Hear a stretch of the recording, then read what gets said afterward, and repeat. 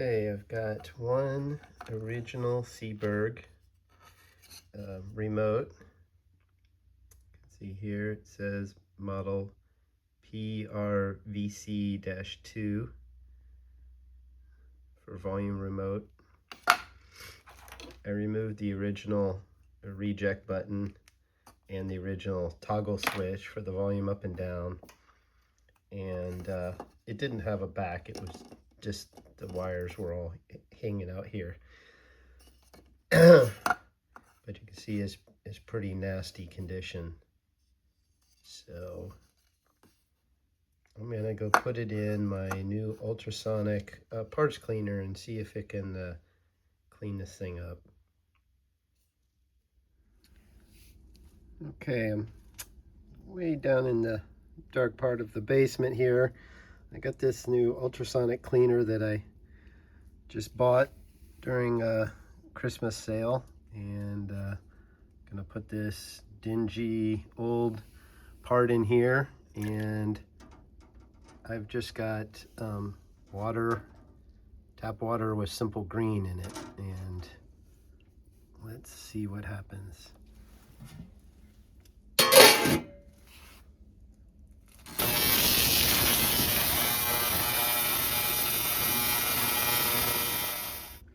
Okay, just finished the second 15 minutes, and I got some tongs here. I do this with my left hand. Looks like all the adhesive is starting to go away. Okay. I'm gonna brush it with a toothbrush and see what it looks like. Hold on.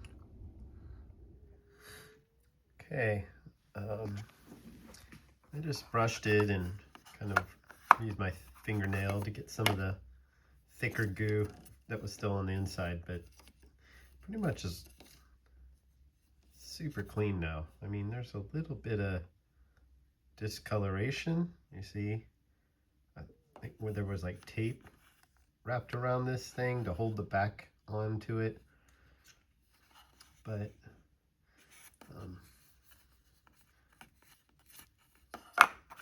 yeah, it looks way better now.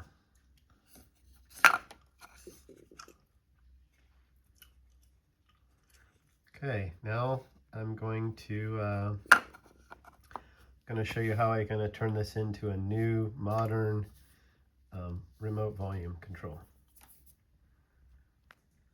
Okay, so we got the original housing here, and I'm going to see if I can demonstrate how this remote volume is going to work. So you're going to get a circuit board that looks like this. So it's got the volume pot, it's got the reject, and you're going to plug your rear volume control cable into this jack. So then you're gonna take your housing and strip it out, of course. You're gonna take this, and it just makes a nice bezel for this reject button. So we pop that in. Then we put the button in. Yeah, I should throw away all this old revisions. Put the button in.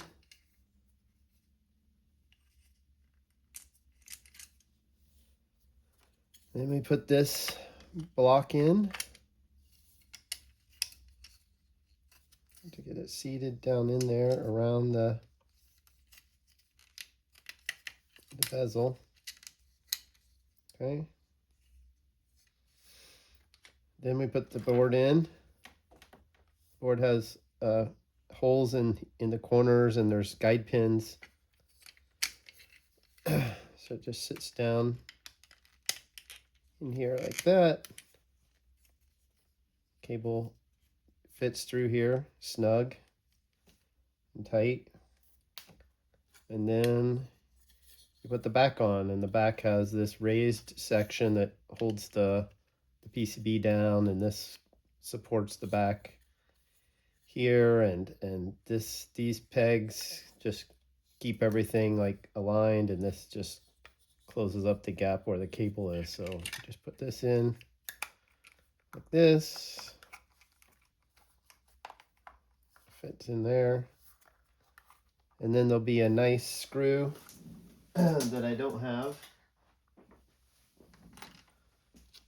There'll be a brass threaded insert in here, heat set, and then there'll be a nice stainless screw that goes in, and then the brass insert will be in there.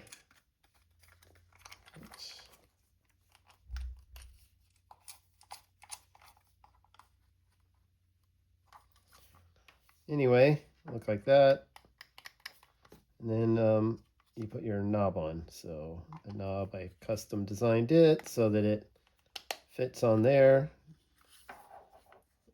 It fits pretty snug around here, so you don't see any gap or anything, and I have the mark aligned when it's at the minimum and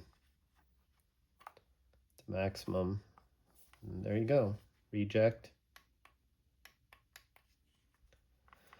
The quality of this can be improved with adjustments to the printing. These are just were printed rapidly, so I could iterate on it, because it's taken me a dozen attempts to get all this to fit snugly and to go together in a reasonable way. So there you have it, a remote volume for my SHP4 amplifier kit.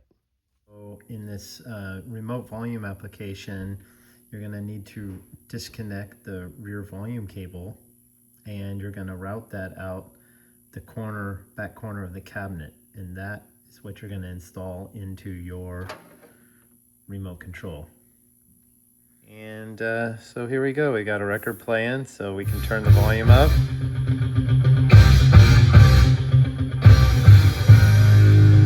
Reject it, and everything works as expected.